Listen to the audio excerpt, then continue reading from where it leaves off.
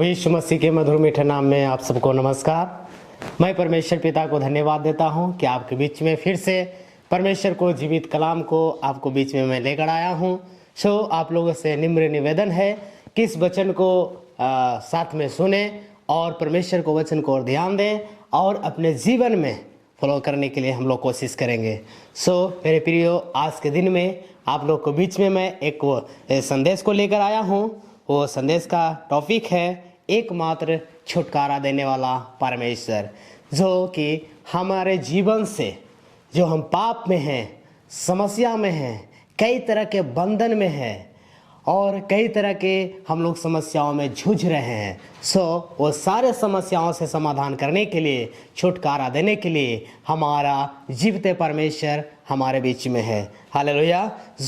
मैं आपके बीच में एक वचन के द्वारा मैं बोलकर इस टॉपिक को आगे बढ़ाना चाहता हूँ। पवित्र शास्त्र में यशायाह नबी के पुस्तक में कहता है, उसका 43 के एक वचन को जब हम लोग पढ़ते हैं तो वहाँ पे साफ तौर से कहता है कि हे इज़राइल तेरा रचने वाला और हे याकूब तेरा सृजनहार यहोवा अब यूं कहता है। हालेलुया। इस बात को हमें समझना है कि परमेश्वर हमें एक नाम वहाँ पे लेकर पुकारता है और कहता है हे इज़राइल तेरा रचने वाला।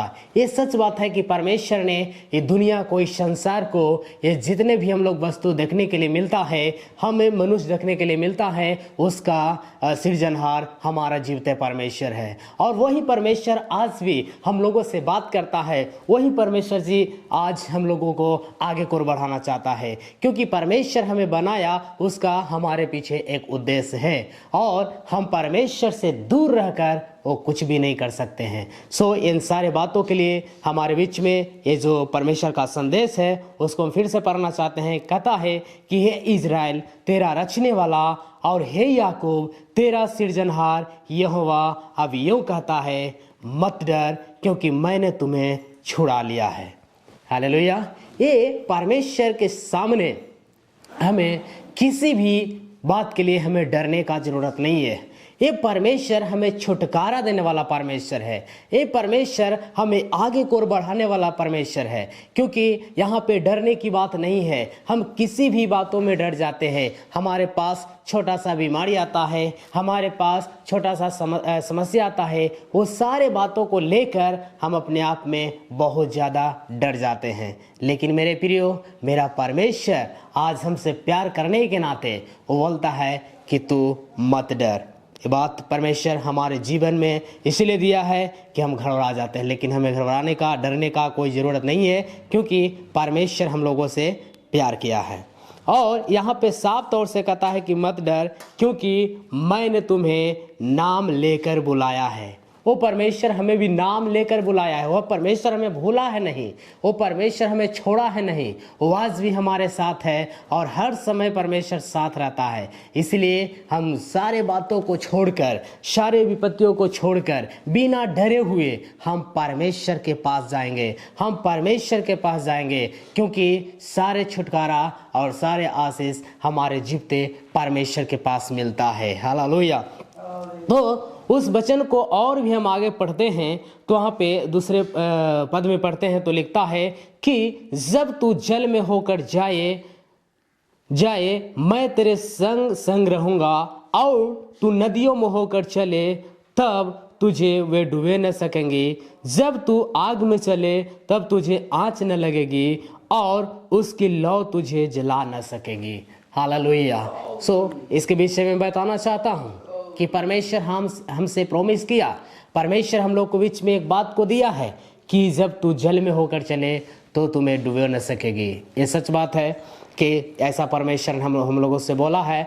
और हम मत्ती रसी सुसमाचार जब 14 अध्याय को जब हम पढ़ते हैं 22 से 30 तक, तो वहाँ पतरस के विषय में हम पढ़ते हैं और वहाँ पे साफ तौर से पतरस के विषय में इस प्रकार से लिखता है वहाँ पे 14 अध्याय में कि यहाँ पे जब 22 वचन को जब हम पढ़ते तो यहाँ पे कहता है कि जब उसने तुरंत अपने चेलों को नाव पर चढ़ने की विवश किया। उस समय की बात है कि जब वहाँ पे सांझ हो चुका था, तो सांझ होने के कारण प्रभु यीशु मसीह झील के उस पार एक कफरनहूम में जाने वाले थे, लेकिन सारे लोगों को विदा कर कर प्रभु ने और अकेले एकांत में जाकर उन्होंने प्रार्थना करना शुरू किया।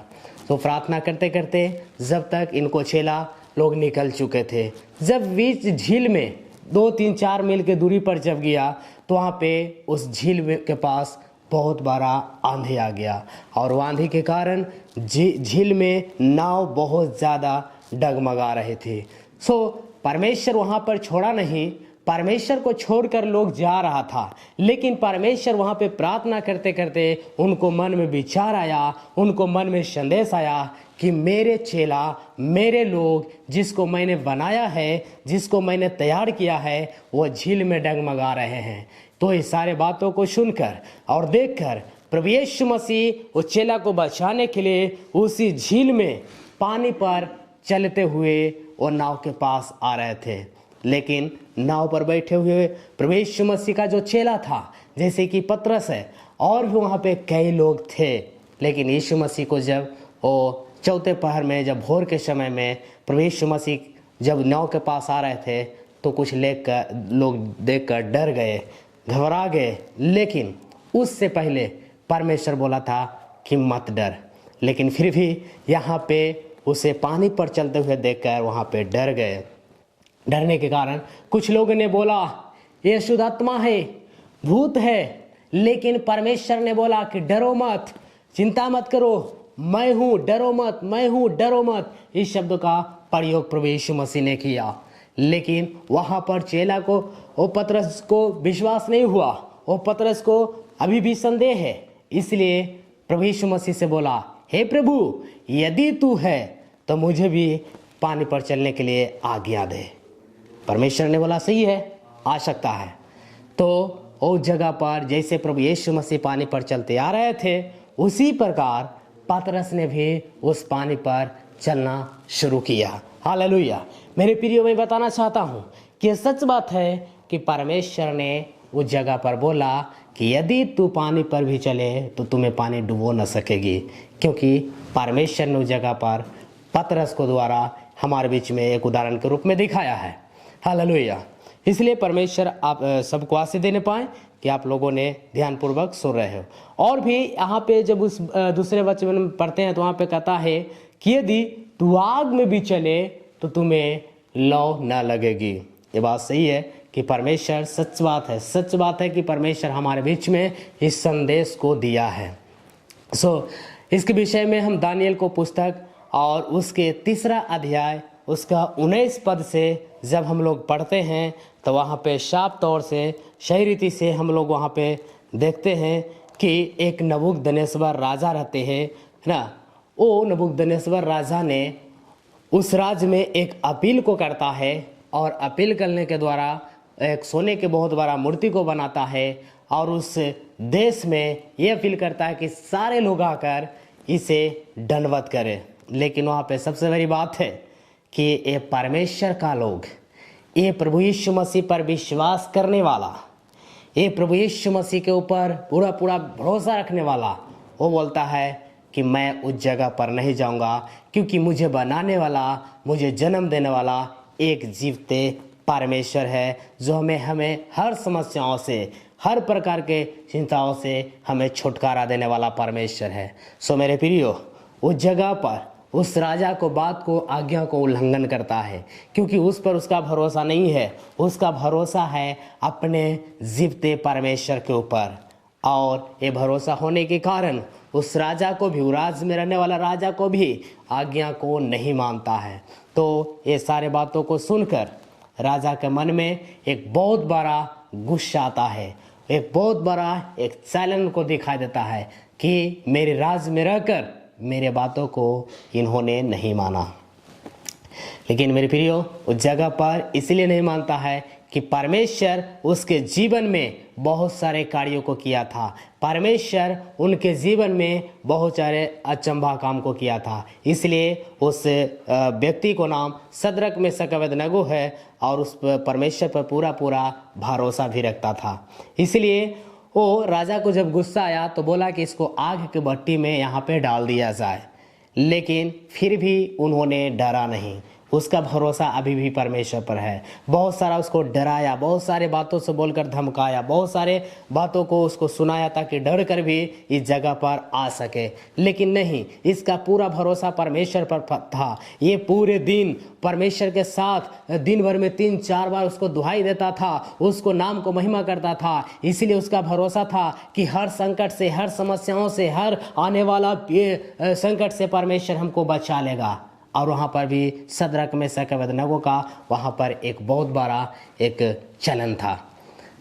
आगे भी हम देखते हैं तो उस राजा के विषय में कि वो राजा को और भी गुस्सा होता है, और भी परेशानी बढ़ता है। तो वहाँ पे एक बात को बोलता है कि इस आग के भट्ठी को और दुगना, और 4 गुना, और 7 गुना इसको बढ़ा दिया जाए। मेरे प्रियो, मैं बताना चाहता हूँ कि उसको 7 गुना और भी बढ़ाकर, और उस सद्रक मेशक अबेदनगो को सामने लाकर भी उसको जब वहाँ पे उसको प्रणाम करने के लिए बोलता है तो करना पसंद नहीं करता है, क्योंकि उसका भरोसा अपने जीवते परमेश्वर पर है। मेरे प्रियो, अभी भी हम लोग देखते हैं कि वो राजा उस जगह पर एक बात को बोलता है, और बोलता है कि जितना सबसे ज़्यादा जो सुरवीर है, सबसे ज़्यादा जो ताकतवर है, उसको मेरे पास लाओ। तो वहाँ के मंत्री जो रहता है, राजा का मंत्री, वो एक बहुत बड़ा सुरवीर को लाता है और बोलता है कि सद्रक मेशक अबेदनगो को बांधकर इस आग के भट्ठी में डाल दिया जाए। तो ये सच बात है कि वह बलवान ने वो तीनों को बांधता है और आग की ओर लपक कर जाता है। लेकिन सद्रक मेशक अबेदनगो को तो आग में डाल दिया, लेकिन ये डालने गया, ये सुरवीर, ये बलवान व्यक्ति, ये मर गया। अभी हम एक बात को देखेंगे, जो आग के बाहर है उसका लौ से जल कर मर गया, लेकिन जो आग में गया होगा उसका हालात कैसा होगा।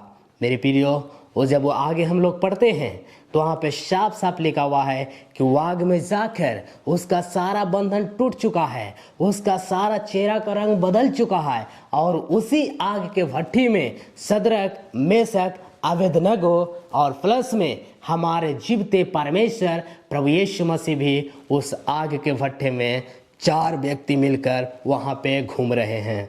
तो राजा साहब को खबर गया कि राजा साहब, जो बिगने वाला सुरवीर था वो तो मर गया, लेकिन सद्रक मेशक अबेदनगो जो आग के झील में फेंका गया, वहाँ पर वो घूम रहा है, और चौथा व्यक्ति भी घूम रहा है।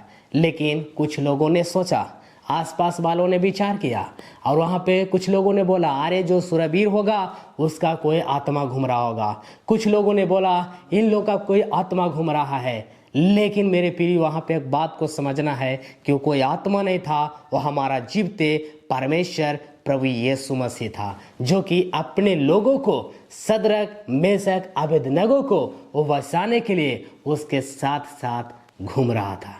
लेकिन राजा को जब खबर गया तो वहाँ पे लिखा हुआ है कि उसके अंदर में और झुझला उठा और चिल्ला उठा और बोला कि चलो। जब अपने सिंहासन को छोड़ा और आग के झील के पास गया तो वहाँ पर अपने बड़ाई से, अपना मंत्री से प्रश्न किया, अरे यहाँ पर तो हमने 3 ही डाला था ना।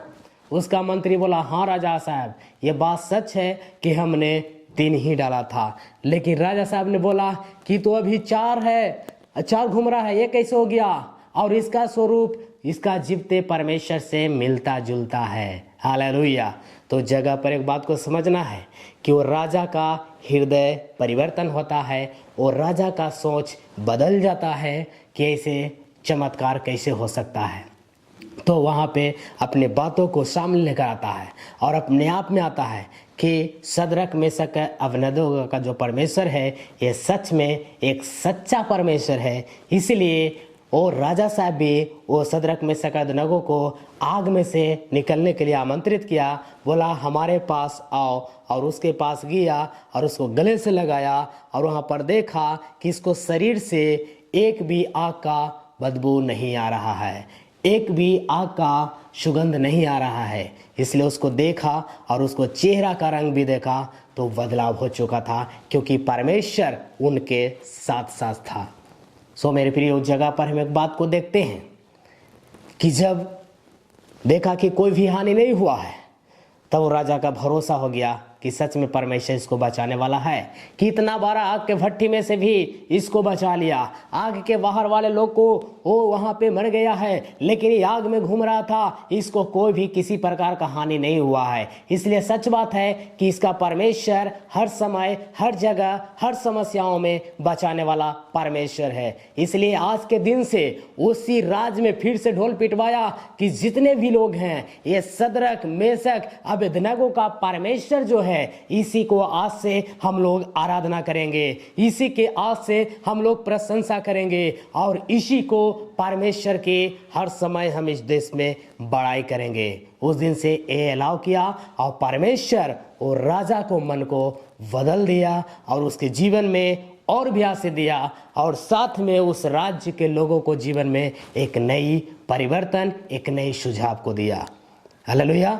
सो इस वचन के द्वारा परमेश्वर उनके जीवन में बहुत बड़ा कार्यों को किया और इसके द्वारा हमारा परमेश्वर का, जीवते परमेश्वर का वचन पूरा होता है। सो ठीक है, आप लोगों ने इस वचन को ध्यानपूर्वक सुना और अपने जीवन में इसको लागू कीजिए और परमेश्वर इस वचन के द्वारा आप लोग को आशीष देने पाए। आइए हम आपके लिए एक छोटी सी प्रार्थना करेंगे। स्वर्गीय विराजमान परमेश्वर, हम धन्यवाद देते हैं सुंदर सा समय में परमेश्वर, जो अभी परमेश्वर आपके विषय में बोलने के लिए जगह पर सहायता और मदद किया और सबों को सुनने के लिए सहायता और मदद किया, इसलिए हम धन्यवाद देते हैं। आशीष मांगते हैं परमेश्वर, अगुवाई चाहते हैं। ये छोटी सी विनती उद्धार करता प्रभु यीशु के नाम से मांगता हूँ, दया सुन और ग्रहण कीजिए। आमीन आमीन।